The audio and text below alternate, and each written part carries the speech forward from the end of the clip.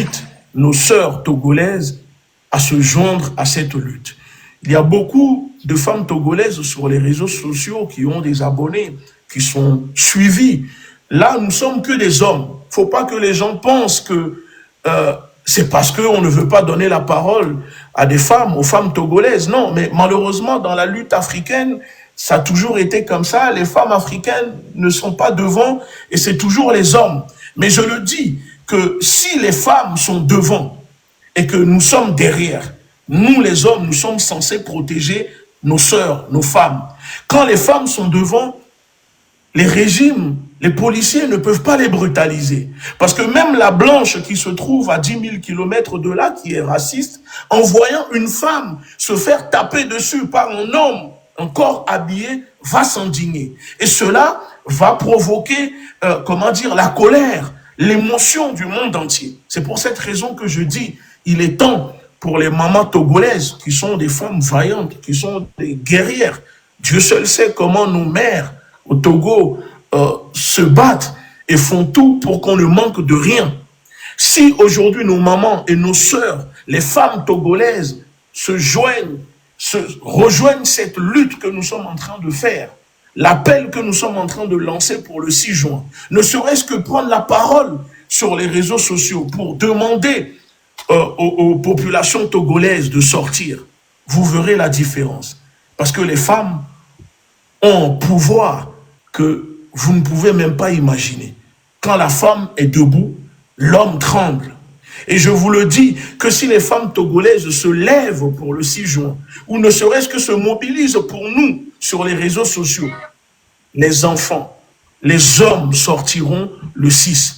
Et tout à l'heure, j'ai répondu à un artiste, je ne sais pas si elle est artiste ou pas, elle a commenté en publiant en disant, oui, on souhaite demander pardon, clémence aux autorités togolaises. Et je réponds en disant à ces personnes qui viennent avec ce genre de rhétorique, en disant, demandons la clémence aux autorités togolaises. Je dis, c'est de l'hypocrisie. Cessez d'être hypocrite.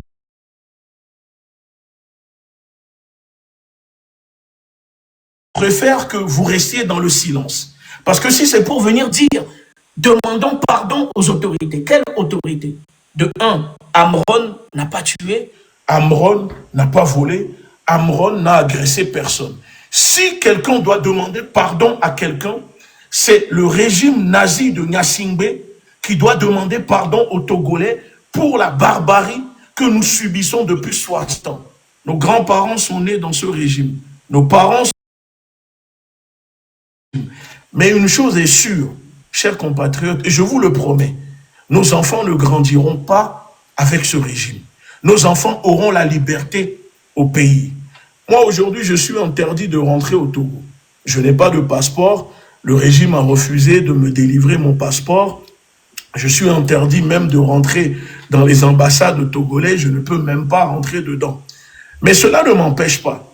C'est pour vous dire que quand les gens nous disent « rentrez au pays pour faire la lutte », moi, je n'ai pas peur de rentrer au Togo. C'est plutôt le régime qui a peur que moi, je rentre au Togo.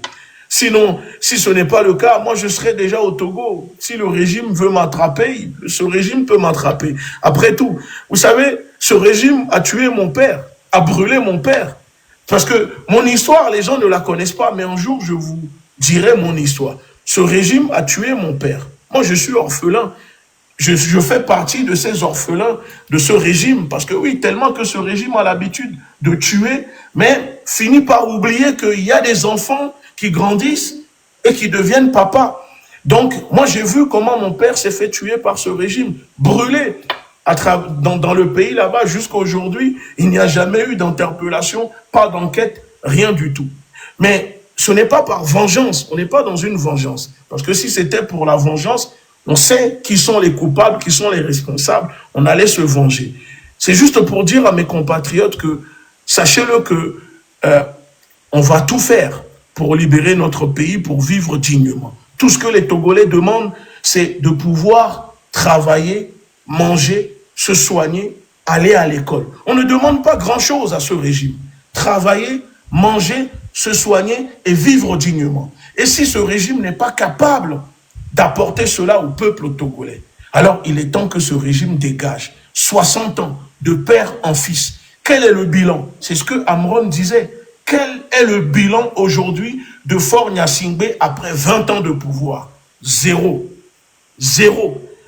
Donc, quand les gens viennent et pensent que il y a des camarades panafricanistes qui font de la talakou en disant Faure Gnassingbé est panafricaniste.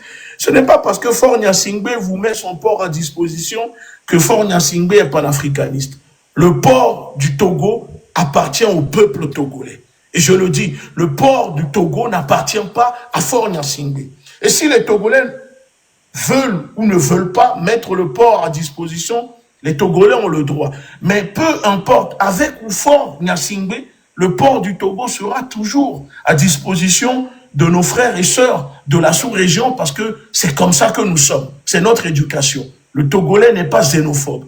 Le Togolais ne discrimine pas les autres. On accueille tout le monde. Même les gens qui ne nous respectent pas, on les laisse nous piétiner. Donc c'est juste pour dire qu'il est temps que mes camarades panafricanistes apportent leur soutien au peuple togolais, apportent leur soutien au Togo. Nous, on s'est battu pour vous. On a laissé femmes et enfants. On est parti au Mali. On a pris des risques. On a failli même se faire kidnapper. On a subi des choses. Aujourd'hui, je suis sous sanction de l'Union européenne. Je suis interdit de rentrer en Europe. Mes comptes, mes avoirs sont gelés. Le compte de ma femme, de ma famille, de mes proches, beaucoup de choses, sous sanction. Mais malgré cela, pourquoi? Parce que nous avons lutté pour le Mali, pour le Burkina, pour le peuple noir, pour l'Afrique en général. Mais ça ne peut pas m'empêcher de continuer. Je continue toujours et maintenant la mission que je me suis donnée, c'est de libérer mon pays, mon propre pays. On a libéré le pays des autres. Nous allons maintenant libérer notre pays. Donc je vous remercie vraiment pour ce live et de m'avoir accepté, de me donner la parole, de m'exprimer ce soir dans votre émission. Donc je vous remercie beaucoup. Merci.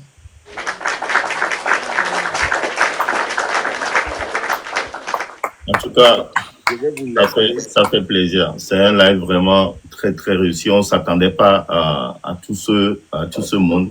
Et il y a plein de demandes. Il y a plus de 4000 demandes en attente. On ne peut pas recevoir tout le monde, malheureusement. Et je vais donner la parole à Zaga, si tu veux vraiment ajouter quelque chose. Oui. S'il te plaît. Elle est là? Nous l'avons pas Farida Namia, n'a les filles là envoyé et live avec Farida. Si elle peut avoir le temps pour nous, ça va beaucoup nous aider dans la lutte.